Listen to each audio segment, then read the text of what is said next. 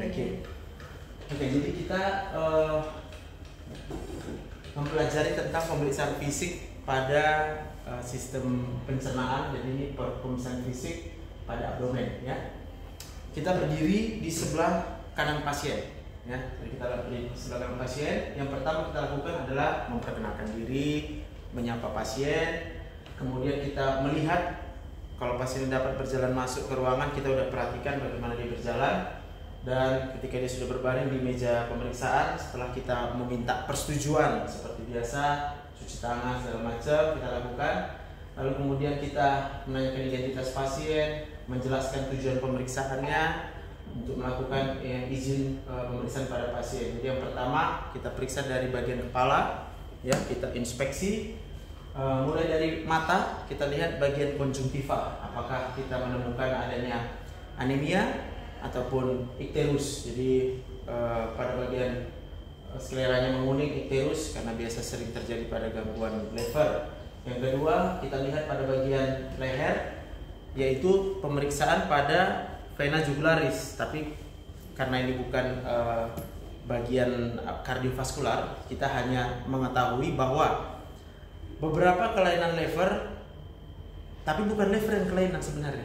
Kalau terjadi kongesti pada levernya, maka akan kita temukan juga pembesaran pada vena jugularisnya ya. Jadi perlu juga kita mengetahui bahwa pembesaran ini bisa karena terjadi kongesti pada levernya.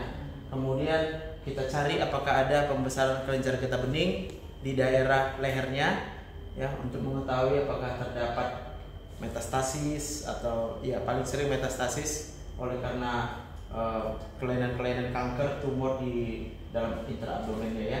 Kemudian pada bagian toraks kita lihat, kita cari apakah terdapat perubahan pada kulitnya ya. Yang pertama itu bisa kita cari spider nevy ya. Spider nevy itu nanti bisa dilihat gambarnya tentunya di internet, lengkap gambarnya. Biasanya kita jumpai spider nevy kalau sirosis hati, ini contohnya ya. Kemudian kita jumpai ada ginekomasti ya, jadi pembesaran pada payudara laki-laki. Kemudian kita juga lihat apakah terjadi perubahan warna kulit menjadi ikterus ya, itu yang sering terjadi pada gangguan hatinya. Lalu kita lakukan inspeksi pada daerah abdomen ya, kita lihat dari ukuran apakah dia terdapat pembesaran atau tidak. Lalu lihat dari bentuknya simetris atau tidak simetris. Kemudian kita cari juga apakah terdapat penonjolan vena, kita sebut dia vena kolateral. Apakah terdapat gambaran vena yang melebar seperti kaput medusa. Apakah terdapat bekas-bekas pada kulitnya strie. Kemudian bisa juga kita jumpai perubahan warna pada abdomen ini yang disebabkan oleh adanya iritasi atau peradangan pada peritoneumnya. Contohnya itu Cullen sign dan Gray Turner sign ya. Ini banyak kita jumpai. Kalau misalnya Cullen sign itu di daerah umbilikusnya itu perubahan warna jadi merah, hematom. Itu biasanya karena appendicitis akut yang mengalami perforasi. Kalau dia Gray Turner sign itu memar-memarnya di daerah pinggang ya. Itu biasanya karena pankreatitis akut ya. Kemudian kita lihat apakah terdapat pergerakan usus yang terlihat ya. Apakah peristaltiknya sampai terlihat? Biasanya itu kita curiga kalau sudah sampai terjadi ada obstruksi mekanik pada ususnya. Lalu kita lakukan pemeriksaan auskultasi abdomen ya. Nah, kenapa auskultasi kita lakukan lebih dahulu dan kita tidak melakukan sentuhan pada perutnya? Karena ketika kita melakukan palpasi pada perut itu bisa mempengaruhi peristaltik di ususnya, sehingga kita lakukanlah dulu auskultasi ya. Kakinya posisi diluruskan. Normalnya kita akan mendengar suara bising usus itu terdengar setiap 5-10 detik. Kalau dia hipoperistaltik, berarti suara bising ususnya tidak terdengar setelah kita tunggu selama 2 menit. Kemudian hiperperistaltik, kalau bising ususnya terdengar kurang dari 5 detik dia udah terdengar. Artinya bisa juga karena terdengar terus-menerus ya. Biasa terjadi hiperperistaltik contohnya pada orang yang diare, sedang diare akut ya. Kemudian bisa kita jumpai suara metallic sound ya, seperti bunyi denting bahan metal. Biasanya ini terjadi kalau udah ada obstruksi pada ususnya. Lalu kita bisa mendengar juga borborikmi. Borborikmi itu seperti bunyi air bor di dalam perutnya, yaitu juga biasa terjadi pada orang yang sedang diare akut, ya. Lalu kita lanjutkan dengan pemeriksaan menggunakan palpasi, ya. Pasien kakinya ditekuk dua-dua. Tujuan menekuk kaki ini adalah supaya otot-otot di abdomennya itu relaksasi, supaya kita bisa melakukan palpasi. Jadi anggap ini sudah ditekuk kakinya. Yang pertama kita lakukan palpasi dengan tekanan yang ringan saja, ya. Kita lakukan pada seluruh regio. Jadi regio abdomen ini kita bagi 9, ya. Epigastrium, umbilicus, kemudian ini daerah apa namanya? Inguinal, ya. Inguinal, ya. Kemudian kita bagi sebelah kiri dan kanan. Ini bagian lumbal, lumbal kiri, lumbal kanan. Ini hipogastrik, hipogastrik kanan, hipogastrik kiri. Jadi kita bagi 9. Ya, ini inguinal kiri, ini inguinal kanan, ya. Kita palpasi semuanya. Kita palpasi dengan ringan aja. Apa yang kita harapkan adalah apakah dengan palpasi ringan pasien misalnya ada mengeluhkan tanda rasa nyeri, atau ketika palpasi ringan kita bisa mempalpasi adanya benjolan tertentu, ya. Jadi kita akan temukan yang normal itu ketika kita palpasi ringan perutnya terasa lembek atau supel, ya, tidak mengeras. Kemudian tidak kita temukan muscular rigidity. Jadi kalau kita temukan ini mengeras, bisa juga karena ototnya yang tegang, ya. Apakah karena pasiennya sedang cemas, bisa juga dia akan menegak, ya. Lalu kemudian kita lakukan palpasi dalam, ya. Palpasi dalam atau yang mau kita cari adalah rebound tenderness. Apa itu rebound tenderness? Kalau dijumpai adanya peritonitis, peradangan pada lapisan peritoneum, maka ketika kita lakukan palpasi yang dalam, jadi palpasi dalam kita lakukan agak dalam, kemudian kita lepas dengan tiba-tiba. Kalau nyerinya bertambah, maka kita sebut dia mengalami rebound tenderness, ya. Itu adalah tanda kegawatan abdomen, akut abdomen. Jadi kita harus cepat berpikir pasien ini perlu dirujuk ke spesialis bedah, ya. Yang kedua, kita lakukan palpasi untuk mengetahui bagaimana keadaan levernya atau hatinya. Normalnya lever tidak teraba, ya. Bagaimana kita melakukannya?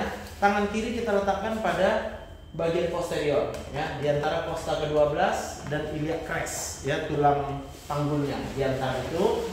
Kemudian ke arah lateral, ya. Jadi musculus paraspinalisnya kita ke arah luar. Kita letakkan tangan kanannya pada regio iliaca dextra, ini sebelah kanan, ya. Kemudian tangan kiri kita akan lakukan menarik musculus paraspinalisnya ke arah anterior begini, tapi nggak usah sampai terangkat. Yang penting agak terangkat aja dia, supaya tujuannya mendorong isi intraabdomen ke arah atas. Lalu tangan kita dalam posisi seperti ini, kita minta pasiennya untuk inspirasi maksimal.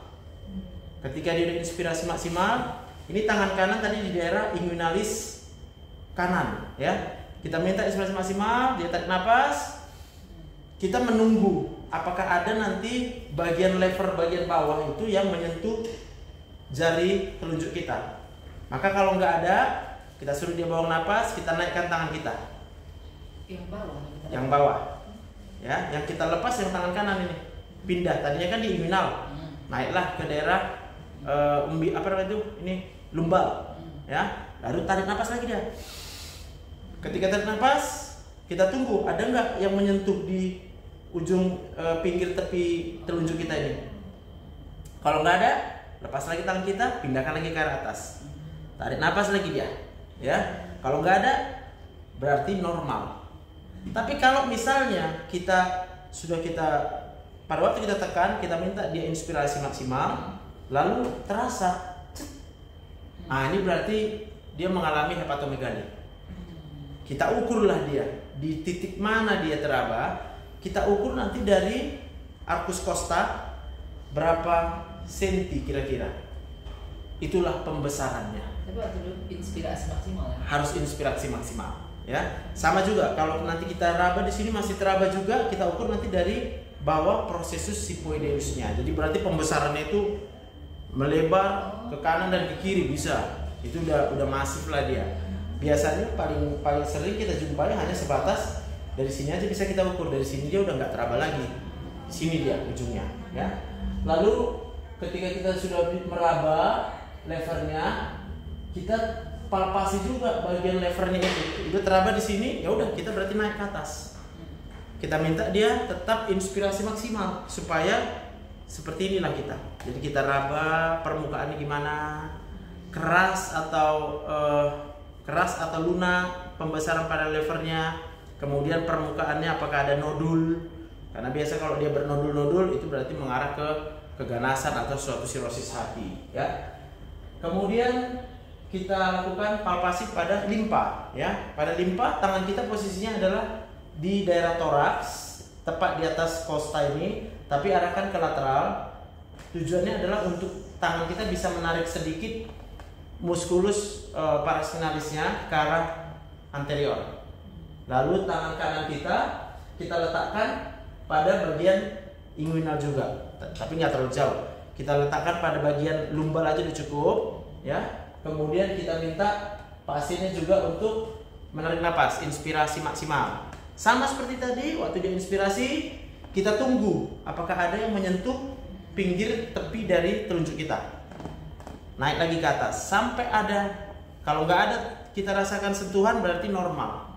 Jadi normalnya dia tidak teraba. Lalu kalau ada teraba, kita periksa lagi palpasi permukaannya. Kira-kira konsistensinya, mobilitasnya, dan permukaannya bagaimana, ya. Kalau memang kita temukan nanti pembesarannya, maka untuk limpa kita mengukur pembesarannya itu dengan dua ukuran. Yang pertama dengan menggunakan ukuran Hackett.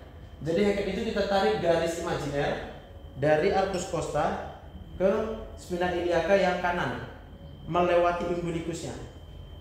Lalu bagilah ini bagi 8. Di mana nanti posisi limpa yang paling bawah yang bisa kita temukan. Kemudian kalau pembesarannya ke arah bawah, maka kita ambil dari sias yang kiri, tarik garis lurus, bagi 4. Itu Suffner berapa?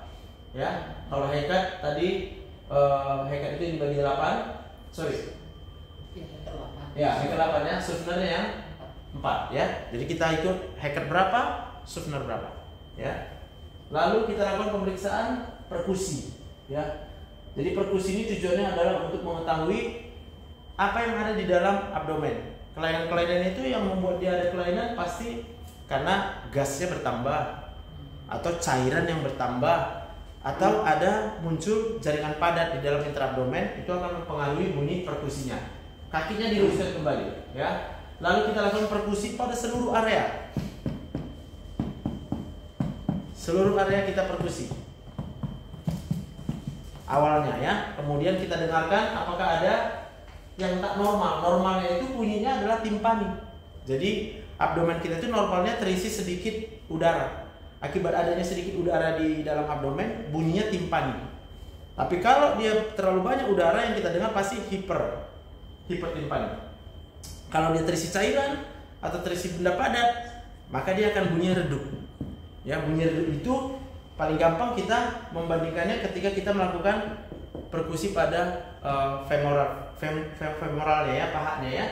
Jadi kita dengar, lalu kalau udah kita lakukan secara menyeluruh, lalu kita curiga ada sesuatu yang berbeda dari bunyi perkusinya, kita cari.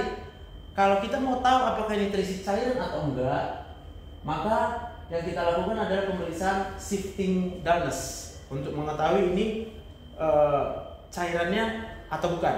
Kita mulai dengan memperkusi pada daerah umbilicus. Kita perkusi ke arah lateral, ke arah kanan. Timpani sampai terjadi perubahan bunyi. Timpani berubah menjadi redup. Kalau dia udah kita temukan dia bunyi redup, jangan diangkat tangan kita yang kiri, pasiennya kita minta miring ke arah berlawanan. Maka kalau dalam posisi dia sudah miring, kalau ini berisi cairan, maka cairannya akan turun ke arah sana. Maka yang tadinya ini redup akan berubah menjadi kembali timpani karena cairannya sudah pindah. Berarti kita sebut dia shifting dullness-nya positif, pasiennya mengalami asites, ya. Lalu bisa juga diuji asitesnya ini dengan cara pemeriksaan undulasi cairan, ya. Jadi cara undulasi cairan itu tangan kita letakkan di sini, atau tangan pasien boleh juga. pada daerah umbilicusnya. Lalu kita ketukkan di sini, kita tekan sedikit, maka kita akan melihat nanti di sini ada gelombang cairannya. Tekan di sini akan terasa gelombang di sini, ya, pada regi umbilicalis yang berlawanan, ya. Kemudian kita bisa juga gelombang cair. Oke. Jadi ada dua menentukan ada cairan, yaitu shifting dullness dan juga pemeriksaan pada undulasi cairan tes. Lalu kita lakukan, kalau nggak salah colok dubur apa di sini? Di bedah, ya. Oke, berarti colok dubur nanti dari bedah. Lalu kemudian kita lakukan pemeriksaan ke arah kaki, ya, dan juga ke tangan, ya. Jadi di tangan bisa kita jumpai, kita lihat telapak tangannya, karena perubahan warna pada telapak tangan itu sering dijumpai pada kelainan pada level, ya, sirosis hati. Maka kita akan melihat di sini kemerahan di daerah palmarnya, namanya palmar erythema. Itu paling sering karena sirosis hati. Kemudian kita cari apakah kukunya sudah mulai lebih putih lagi, ya, lebih putih dari normal. Itu biasa karena gangguan pada sistem hepatobiliarnya. Kemudian pada ekstremitas inferior yang bisa kita periksa adalah kita cari apakah terdapat edema pretibial. Jadi edema pretibial ini terjadi berhubungannya dengan sistem gastrointestinal adalah ketika pasien mengalami sirosis hati dan menyebabkan hipoalbumin sehingga akan terjadi pembengkakan. Kira-kira itu penjelasannya, apakah ada yang kurang lengkap? Cukup, ya? Oke. Cuma ada yang mau katanya kayak bayang semalam 2 hari yang lalu gitu kan, pas lihat di TikTok nih kasusnya ternyata dia kanker kandungan empedu. Apakah itu nggak langsung nampak gitu kan? Itu kasusnya gitu kan, makanya waktu sampai semalam sampai apa ya, miris sekali itu. Bayangkan itu masih muda dia. Kasusnya itu dia mulai terasa sakit pinggang sampai akhirnya sampai dia mulai, nggak salah itu ada prosesnya 4 bulan sampai akhirnya dia tahu, karena selama ini dia berobat tapi selalu dibilang mah dan itu ke beberapa dokter gitu. Kayaknya itu sangat miris. Akhirnya orang yang dari yang nggak tahu ya, kalau misalnya dari awal sampai akhirnya dia ketahuannya udah di stadium 4, udah metastase. Umur? Kayaknya semalam masih umur 30 muda, ya? soalnya dia masih muda. Betul. Aduh, kayaknya terlalu ngeri lah gitu. Apakah memang misalnya seperti itu, terus kita kan nggak nampak gitu kan, kemudian seperti tadi pembesaran itu kok nggak nampak gitu. Kayaknya terlalu kita apa ya, maksudku bisa nggak jumpa. Itu sampai berapa dokter loh dia datangi gitu, ya, nggak ada yang berpikir sampai ke arah sana gitu. Itu bukan yang main-main gitu.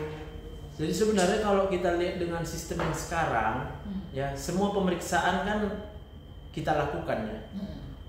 Tapi untuk tumor-tumor misalnya di pankreas, ya, itu kan yang sering tiba-tiba muncul kayaknya. Kita rasa tiba-tiba muncul udah langsung stadium akhir. Pankreas, kemudian di kandungan empedu, ya. Itu tumor yang dia kalau dengan pemeriksaan fisik seperti ini nggak terasa dia. Kuning hanya terjadi kalau sudah ada sumbatan pada saluran empedu. Jadi kalau misalnya enggak. Kalau enggak, dia nggak akan ketahuan. Kalaupun dia tumor empedu yang bisa menyebabkan kuning itu, dia harus yang kolangio. Kolangiokarsinoma itu tumornya pada saluran. Kolangio. Berarti waktu dia belum besar, belum menyumbat, nggak kuning. Tapi ketika udah terlambat untuk diperiksa, pemeriksaan itu nggak bisa juga hanya USG, harus CT scan. CT scan itulah sekarang yang kadang-kadang pasien udah kita sarankan, tapi dia bilang gak usah dulu dok, mungkin pengaruh biaya. Nah, untuk sekarang memang pemeriksaan yang cepat itu dilakukan ya USG, tapi USG abdomen pun terbatas untuk melihat itu. Jadi paling aman sebenarnya, ya, kalau kita jumpai pasien dengan keluhan perut, ya, nyeri ulu hati kah atau apalah yang gak enak di abdomen ini, ya, udahlah CT scan aja. Gitu ya.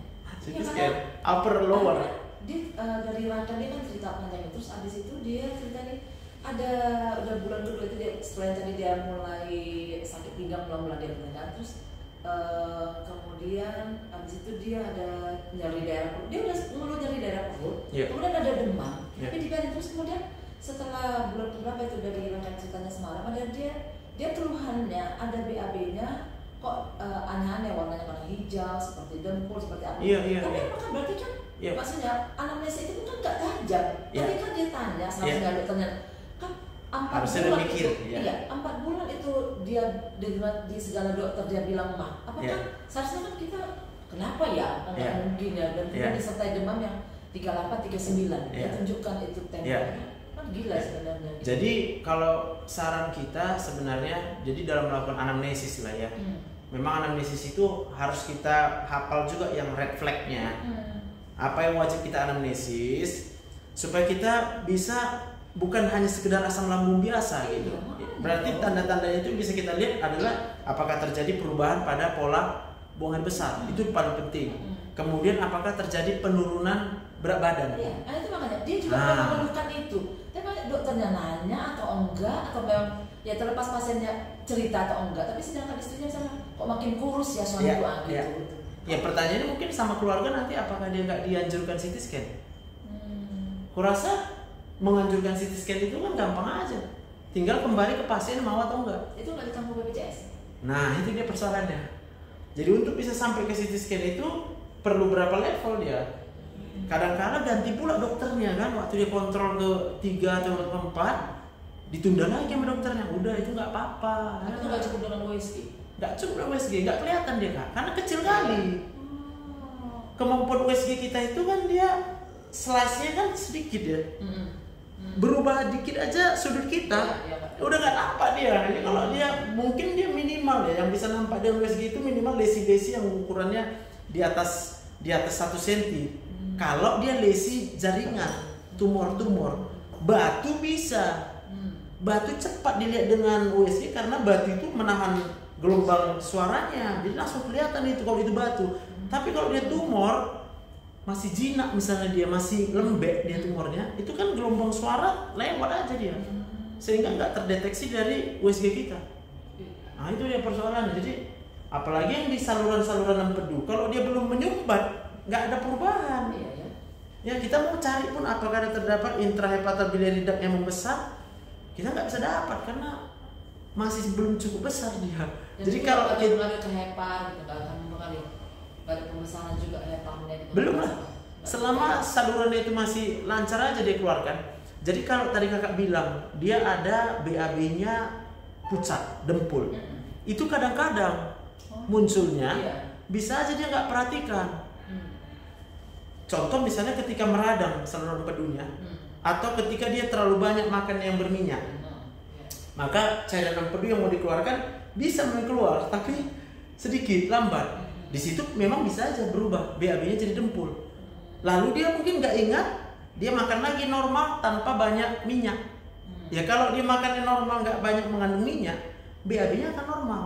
Jadi BAB itu hanya berubah kalau memang terkait dengan gangguan pada saluran empedu, kalau dia banyak mengandung yang minyak dan lemak-lemak. Iya, saya makanya masuk katanya dengan misalnya juga ini agak tekankan.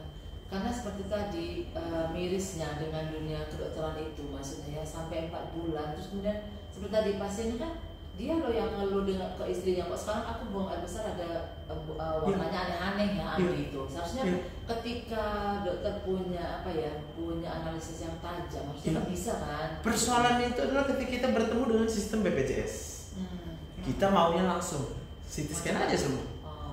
CT scan aja. Kalau dia udah curiga dikit aja ya. Ini kita kalau BPJS itu sistemnya harus ketemu dulu beberapa fakta. Sementara kalau fakta itu sudah ketemu, berarti udah advance, udah stadium lanjut dia. Kalau masih stadium awal kan nggak ada lah keluhannya, nggak nampak gejalanya, nggak paling ya itu tadi asam lambung ini. Nah kembalilah kepada masyarakat, apakah mau bergantung aja ya? Mungkin masyarakat perlu pemahaman, namanya dia bayarnya juga nggak mahal, iurannya. Ya sudah, namanya membantu pemerintah, apalah CT scan-nya umum aja, udah gitu. Itu aja. Yang penting udah pasti, baru kita yakinkan sama pasiennya. Berarti asam lambung itu dari stresmu. Nah udah, itu aja kan kita edukasi dia. Tapi kalau belum ada memang hasilnya pemeriksaan yang nyata, kadang orang nggak bisa percaya. Nah kadang pasien menunggu sampai kapan dia bisa dirujuk untuk sampai CT scan. Nah inilah yang bilang nggak bisa dijanjikan gitu. Bisa ya? Oke, thank you. Lanjut Bang David.